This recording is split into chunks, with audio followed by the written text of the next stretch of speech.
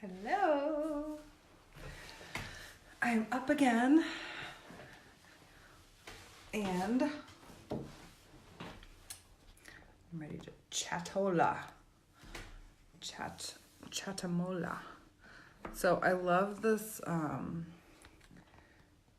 selfie stand / light situation I have, but the cord is so fucking short.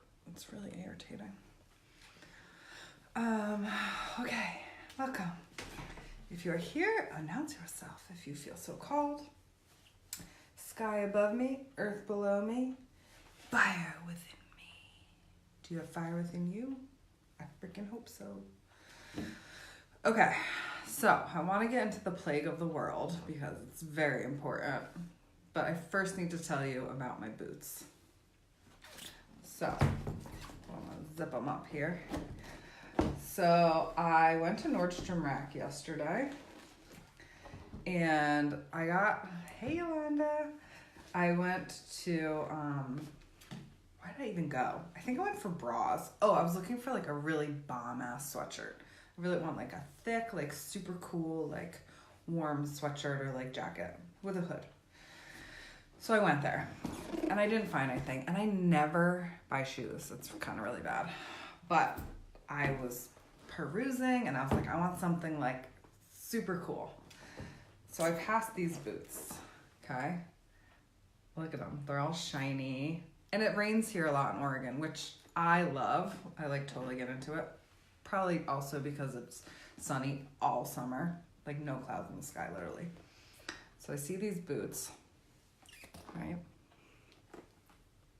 and I used to tie, my dad used to do it, like my little topsiders in these little things. So it's like super throwback for me. Anyways, okay, so I went yesterday and I saw these boots. And, oh, I love them. They're all shiny in the picture.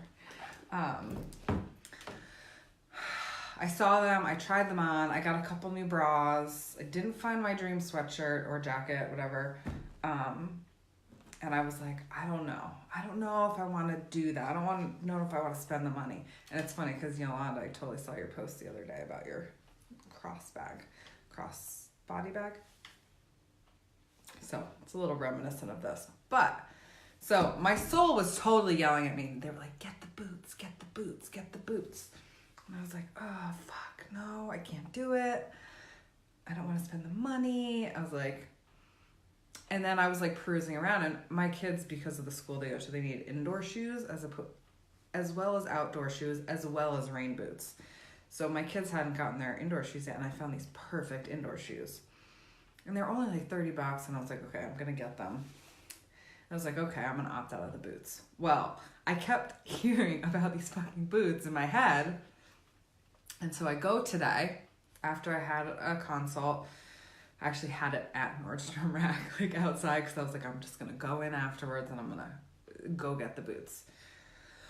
Oh my God. I walk over there. I like perused a little. I like kind of took my time. And I walked down that aisle, and I walked down the 8.5 because, one of the reasons I didn't get them yesterday was because I didn't have socks on. And I was like, I can't like gauge if these are going to fit me if I don't have socks on. Sorry, this is a really long story. Anyways, so I go down the 8.5 aisle. I'm usually an 8. And I see these boots, and they're gray. This bottom part is all gray, and the top is like sparkly silver. And I was like, okay, like those are pretty fucking cool. Like, not quite sure if they're me yet. So I go around the other aisle to find these boots so I can try them on, because I know there was a pair of them in a size 8. And there is a girl with her boyfriend, husband, whatever, in the aisle, had just tried these on, and was wearing like the same exact plaid shirt as me, which I think is really funny. And he was like, yeah, they're really cool. Like, and I see them, he puts them in, I think he's gonna put them back, and he takes them, and I'm like, oh fuck. So I like walk a little bit more, and I see, because like I couldn't remember yesterday if there were 2 pairs of them or not. I see one of them. I see one like thrown in a box with some other shoe. And I was like, oh, fuck. I was like, okay. If this is meant to be, it's meant to be. There's one here, the other one has to be here. So I walk around to the aisle because I knew there was a guy that worked here. I was like, can you please help me? Like, I have this one boot. I need to find the other boot. And he was like, walks around. He's like, here it is. And I was like, oh my God, that is the last time I ever don't listen to my soul about buying shoes, especially when I don't normally buy shoes, especially something like this, like extra. Like, this is pretty extra for me. So that's just a lesson, a little lesson of listening to your soul. And when it tells you to do something, you do it. And guess what? The jackpot of it all was I bought them. I walked like past my older son's shoe size and I was like, oh, I found him a pair of indoor shoes too. His size, the same ones as one of my other sons.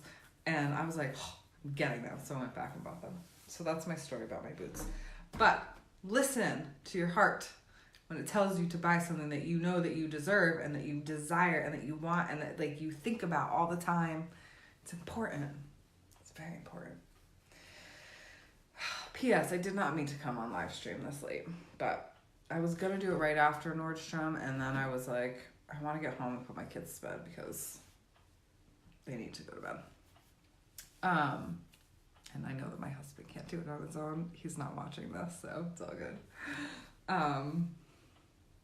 Unless I'm not here. Like, if I'm like, oh, I'm going out for the night, then he can handle it. But if I'm like, oh, I'll be back between this time and this time, he banks on that.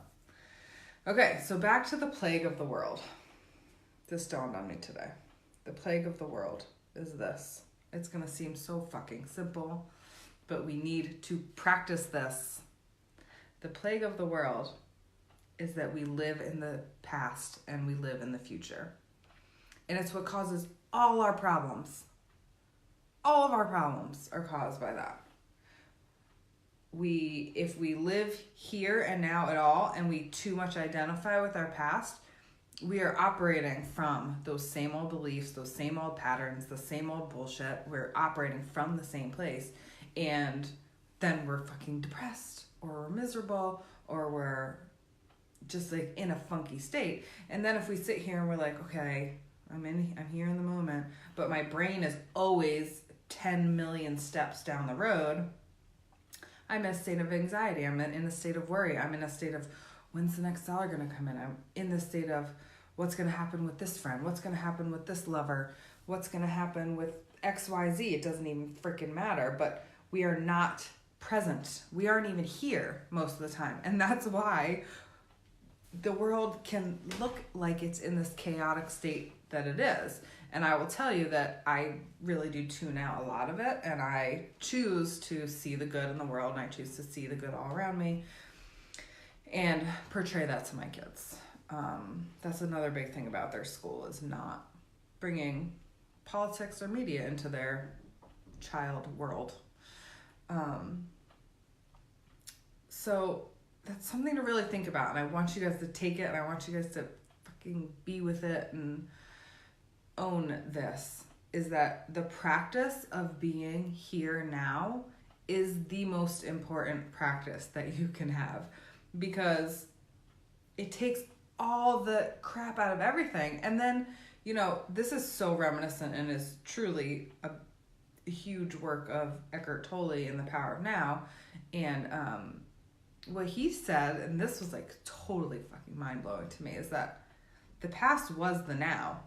There is no other time than the now. So us even going back makes no freaking sense, because the past didn't even exist as the past. It was the now. You know what I mean? Like, I was like, whoa, mind blown. This is really fucking bright. I'm eyeballs. Let's see if I can do this. Are you looking at my hair? There we go. Oh, better. Okay. Right? So there is such this process of like reminding ourselves every moment that it is now. And actually I have a friend here who we went camping with this summer. I'm freezing right now. I should put my boots on. Who went camping with this summer, and she was like, I made myself a mala that has a bell on it. so that every time that she like felt herself like move into the future, like I know she was worried about a job, so she was like freaking out about a job, or like in the past about shit that happened with her job, like this was all happening at work or outside of work, she would ring the bell and be like, okay, I'm here. And it's been such a practice for me to like just like feel every part. And I know I've talked about this before, but it's so fucking important. Is like when you tune in and you tap into yourself and your soul, you can feel your energy. You can feel it move through your body, and it's so powerful. And when you tap into that, it's like you're fucking magic. It's not like you're magic. You are magic because you can create whatever the hell you want from that space and place. And honestly, the more that you stay in alignment with that, the less that you have to do to actually like attract anything, because you're just being in your state. And I connect it with gratitude a lot, like staying in that grateful place and like being aligned and looking at all the beautiful things around me right now, like my cool ring light thing, which I enjoy, and my boots. You guys who don't like the rain probably think I'm nuts, but I love it. So that's my story. Live in the now. Follow your soul alignment so you don't get screwed out of your boots that you want to buy, or your crossbody bag, whatever it is. Please don't do that to yourself. It's so not worth it. And we think it is. We think that it's going to provide us with some kind of temporary relief to deny ourselves, but we end up just feeling shitty about it later. Hello. So, let energetic weight release. I keep calling it weight loss because, I just assume those types of things are going to happen. We start tomorrow. First live training is tomorrow at some point. And it's all about releasing the bullshit weight. Not just about physical weight. It's about energetic weight. If you are feeling depressed, if you are feeling anxious, where is that shit coming from? What are you holding on to that isn't serving you anymore? And how can you tune back into yourself? How can you make it a practice to not take on the weight of, and I say the physical weight, I also say the weight of other people, because I think that a lot of people do that, and sometimes it manifests in the physical form for them, but it also just is heavy, like when we're taking on other people's shit, other people's behaviors, other people's actions, other people's lives, we feel heavier. We feel like we're not in our power. We feel exhausted. And that's what this course is about tuning back into that, holding space for that, and releasing all the bullshit that has been plaguing and holding us down forever. So,